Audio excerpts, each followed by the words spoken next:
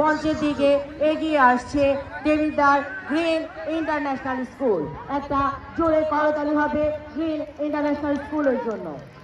শিশুরা যখন দল বেঁধে এগিয়ে যায় মনে হয় ফুলের বাগানের ফুলগুলো বাতাসে দোল খাচ্ছে, সেরকম ছন্দময় ভঙ্গিতে এগিয়ে যাচ্ছে গ্রিন ইন্টারন্যাশনাল স্কুলের খুদে শিক্ষার্থীরা। মঞ্চ অতিক্রম করছে দেবিদ্বার গ্রিন ইন্টারন্যাশনালের ছোট ছোট শিক্ষার্থীরা। আজকের শিশুরাই আগামী দিনের ভবিষ্যৎ। একটি পতাকা আনতে কত শিউলিতলা কদমের বন শ্বাসরুদ্ধ হলো বারুদের গন্ধ। একটি পতাকা আনতে লুট হলো কত নাকফুল চিঠির সিঁদুর, কত যে মায়ের নিকলসী স্তন্যধারা। একটি পতাকা আনতে বেআব্রু হলো যে আজন্ম কত নারীর গতে। একটি পতাকা আনতে নমহলে সুশীল মাসির মাধবীলতার ঝাড় সহসা নিশ্চিন্ন।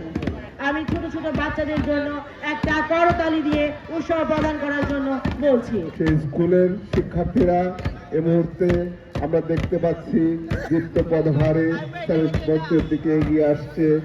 ছোট্ট ছোট্ট সোনাময়ীরা তাদের সকলের পায়ের সাথে পায়ের এক অদ্ভুত মিল, অদ্ভুত ছন্দ।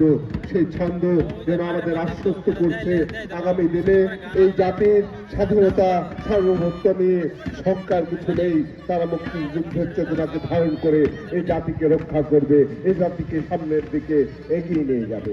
দেওয়া হয়েছিল সারা দেশের মাটিতে 10 মাস 10 দিনও নয়, মাত্র 9 মাসে ডিসেম্বর এসে সে ফসল গোলাজাত করা হলো ঘরে ঘরে।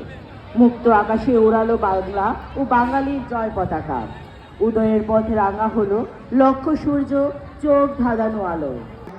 কি সুন্দর লাগছে তাদের, মনে হচ্ছে বাংলার প্রকৃতির সবুজ তাদের বুকে ধারণ করে তারা এগিয়ে যাচ্ছে এই স্বাধীনতা সার্বভৌমত্বকে চিরদিন অক্ষুণ্ণ রাখার দীপ্ত প্রত্যয়ে।